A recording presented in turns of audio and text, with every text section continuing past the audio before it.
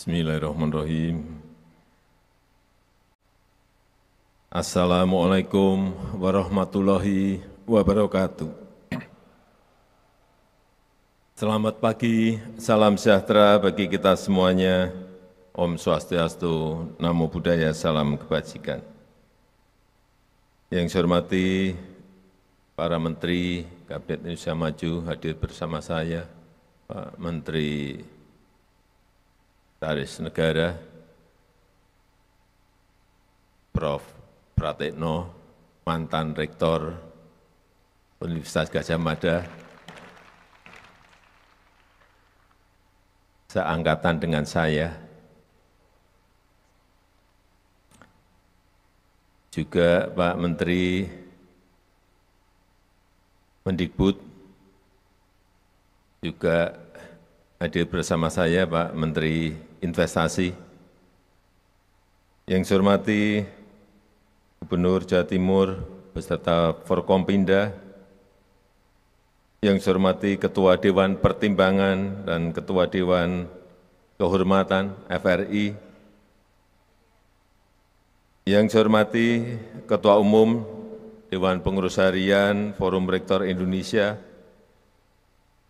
beserta jajaran pengurus, Profesor Dr.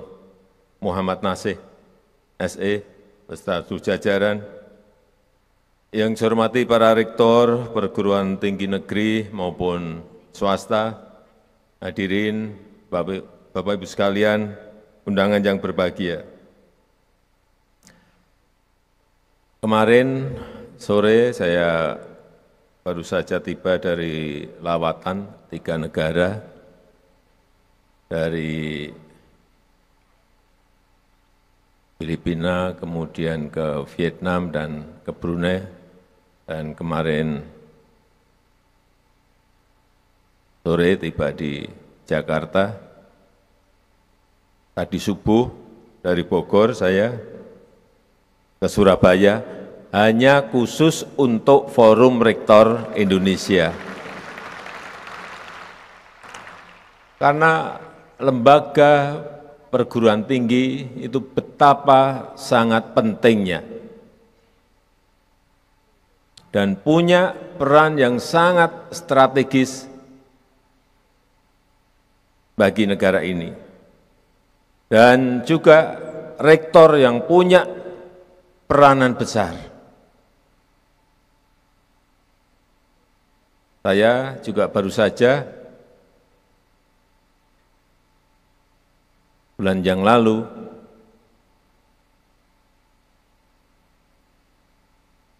datang ke Amerika, kemudian pergi ke 2 perguruan tinggi, tidak usah saya sebutkan nama universitasnya, di Washington DC dan di San Francisco. Saya masuk, kemudian saya lihat apa yang ada di pikiran saya. Betul-betul saya kaget, karena yang saya lihat lebih dari separuh mahasiswanya itu dari Tiongkok, dari RRT, dari China.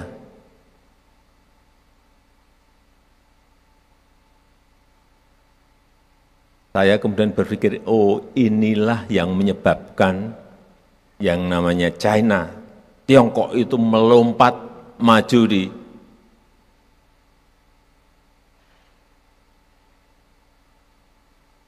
(20 tahun terakhir ini dan melampaui negara-negara yang sudah maju. Yang saya lihat kedua, siapa ini mahasiswa yang paling banyak? India. Saya cari lagi mahasiswa dari Indonesia. Dan ada, ternyata ada 5. Sangat kecil sekali.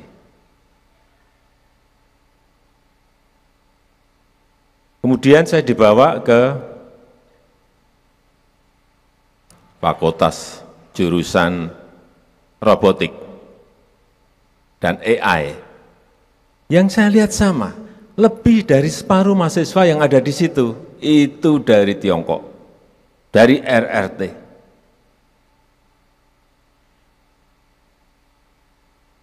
Artinya mereka belajar AI, mereka belajar robotik untuk laut dalam, robotik untuk agri, robotik untuk medik, untuk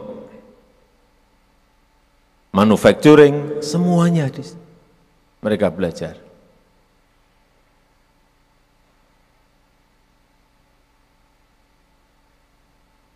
Inilah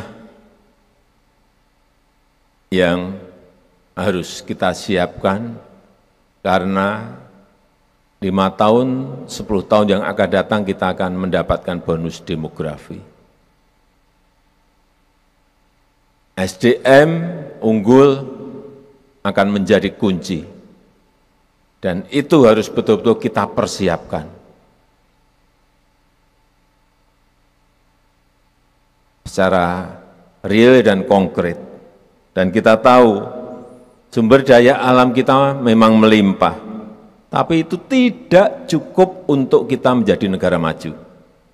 Justru kita sering lupa karena kayak batu bara, kita cangkul saja langsung dijual, bisa laku keras.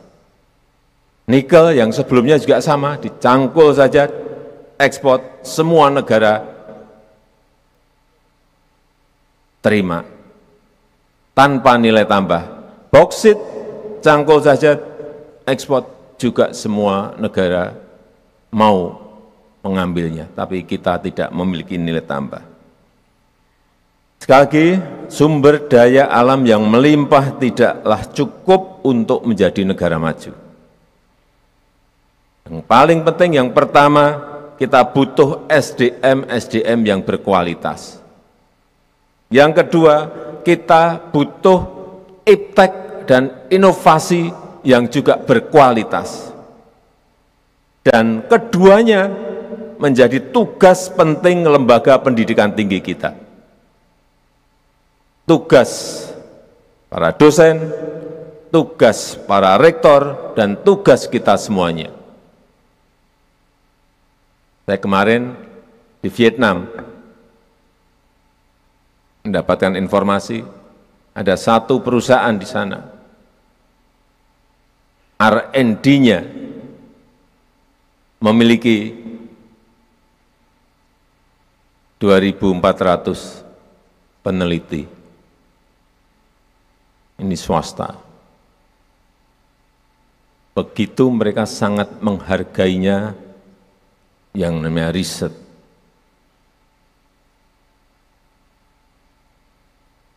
Termasuk Tiongkok juga sama. Ada yang satu perusahaan yang saya tahu memiliki 24.000 riset, periset.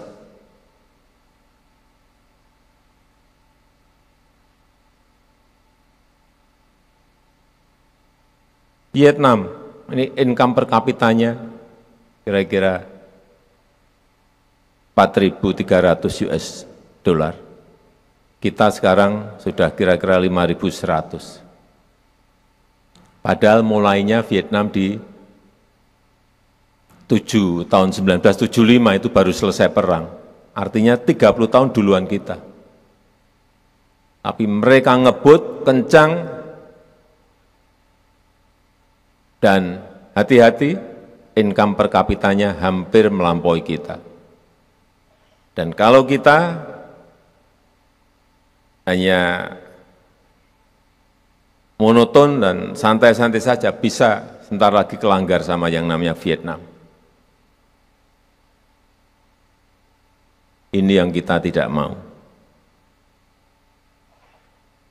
Lembaga pendidikan tinggi memiliki peran yang sangat strategis untuk mencetak SDM unggul, SDM yang berkualitas.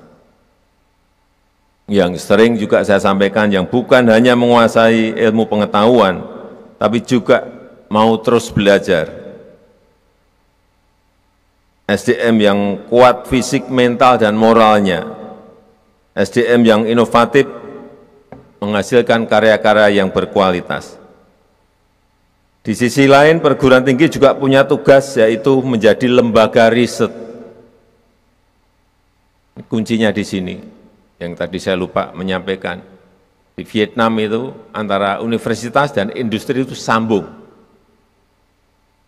Desain besarnya pemerintah, kemudian universitas, industri itu bisa sambung semuanya. Itu yang luar biasa.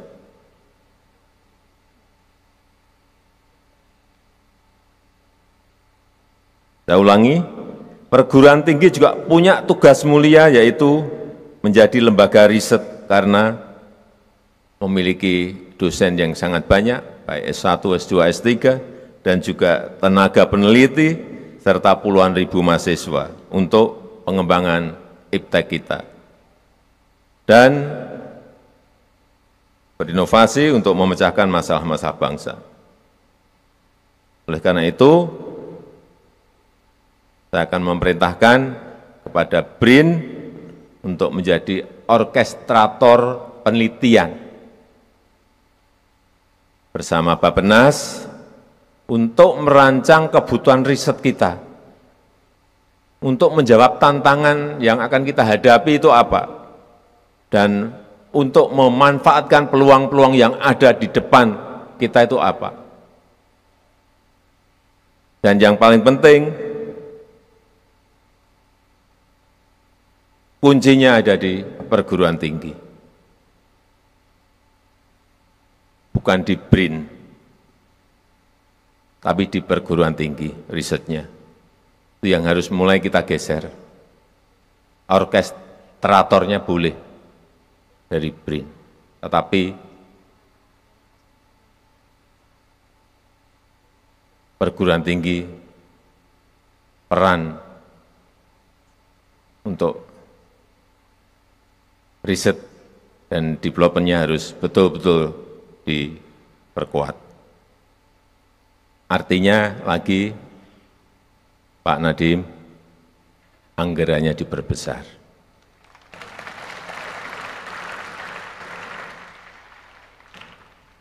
Enggak apa-apa, dimulai tahun ini, nanti kan sudah ganti presiden. Tapi dimulai dulu yang gede, jadi presiden yang akan datang pasti mau tidak mau melanjutkan. Gitu.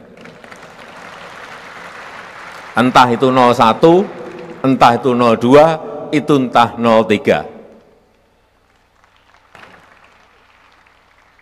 Tapi dimulai dulu. Enggak mungkin kalau sudah Pak Nadiem sudah menambahkan banyak, kemudian presiden yang akan datang motong, enggak akan berani.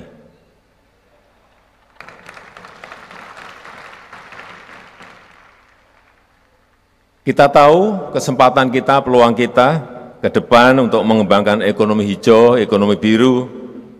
Oleh sebab itu kita butuh teknologi smart farming, smart fisheries, kita juga butuh teknologi bioenergy, EV baterai, green industry, kita juga butuh teknologi fast computing, fast analysis, dan masih banyak lagi. Yang ini memang semuanya harus segera kita siapkan. Karena dalam peradaban sebuah negara, kita itu biasanya hanya diberi sekali peluang untuk menjadi negara maju.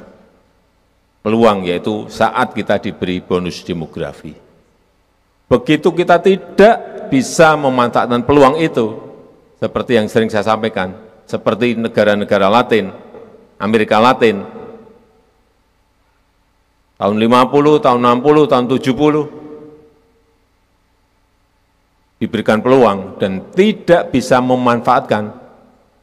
Saat itu, tahun 50-an, 60-an, mereka sudah menjadi negara berkembang, tapi sampai saat ini mereka tetap menjadi negara berkembang. Dan bahkan ada yang malah turun menjadi negara miskin. Karena tidak memanfaatkan opportunity, tidak memanfaatkan kesempatan, tidak memanfaatkan peluang yang diberikan. Dan terjebak pada middle income trap.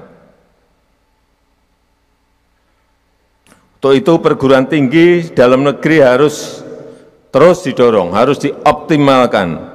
Peringkat perguruan tinggi terbaik Indonesia harus terus diperbaiki berdasarkan QS World yang ada setiap tahun. Saya lihat yang rankingnya 200 ke atas, masih kecil sekali, nggak usah saya sebut, karena kecil sekali. Dan nilainya masih di atas 100. Yang masuk, ya top 100 atau top 50, belum ada. Inilah pekerjaan besar Bapak Ibu Rektor yang saya hormati. Meskipun tadi juga sudah disampaikan secara belak-belakan oleh Profesor Dr. Muhammad Nasih, keluhan yang ada. Baik, dan saya senang belak-belakan seperti itu. Ada pemeriksaan, ada anggaran yang masih sangat kurang,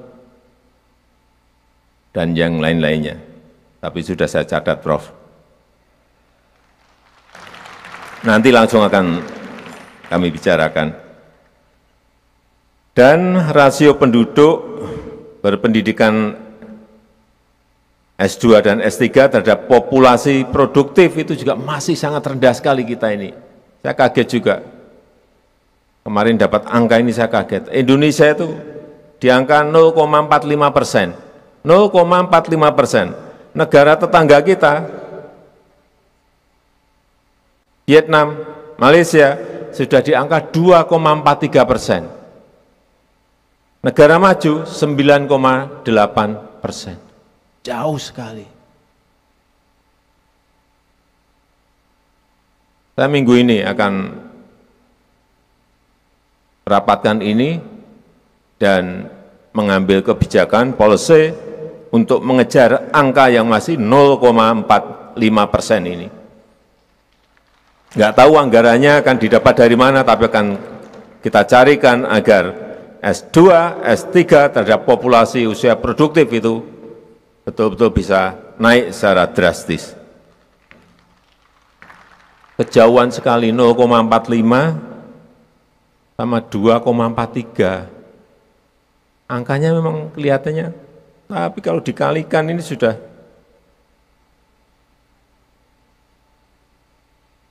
berapa kali?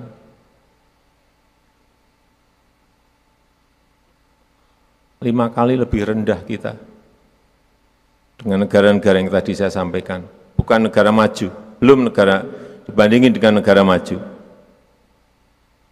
Sekali lagi, saya sangat paham semua upaya tersebut membutuhkan anggaran, membutuhkan biaya, pembiayaan, di tengah tekanan berat fiskal kita. Tapi apapun yang namanya sumber daya manusia menjadi sangat penting dalam 5-10 tahun ke depan, dan itu akan menjadi kunci. Pembiayaan, pendidikan, dan riset tetap terus harus diupayakan seoptimal mungkin, bukan hanya dari APBN dan APBD, tapi juga pemanfaatan dana abadi yang kita miliki. Termasuk mungkin menghubungkan dengan industri lewat matching fund, ini juga penting. Kalau kita lihat APBN untuk pendidikan dari 2009 sampai 2024, berarti 15 tahun, mencapai 6.400 triliun.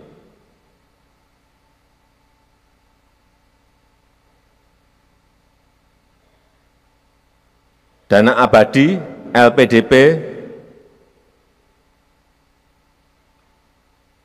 pada saat dibuka 1 triliun. Sekarang sudah mencapai, di 2023 kemarin sudah mencapai 139 triliun. Dan jumlah penerima beasiswa juga sudah meningkat 7 kali lipat dari awal. LPDP dibuka. Tapi ini masih jauh, masih sangat kurang. Saya kira perlu ditingkatkan paling tidak 5 kali lipat dari yang sudah ada sekarang. Memang butuh sekali lagi, butuh anggaran dan pembiayaan yang besar. Tetapi tetap ini menjadi kewajiban kita untuk mencarikan jalan agar rasio kita tadi bisa terangkat naik.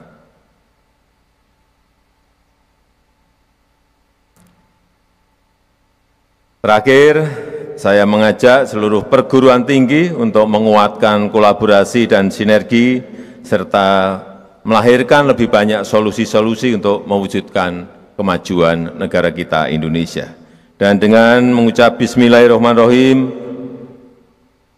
pada pagi hari ini secara resmi saya buka konvensi ke-29 dan temu tahunan ke-25 Forum Rektor Indonesia. Terima kasih. Wassalamualaikum warahmatullahi wabarakatuh. Mohon mendampingi ke atas panggung kami undang Menteri Sekretaris Negara, Mendikbudristek, Menteri Investasi, Gubernur Jawa Timur, Ketua Forum Rektor Indonesia periode 2022-2023, dan Rektor Universitas Negeri Surabaya.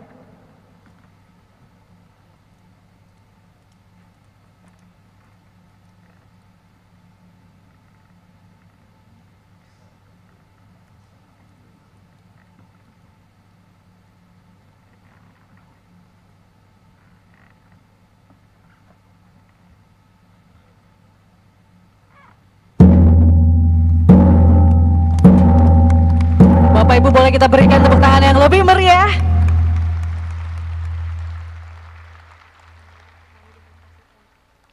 Baik, terima kasih. Selanjutnya mohon izin berkenan untuk kembali ke tempat.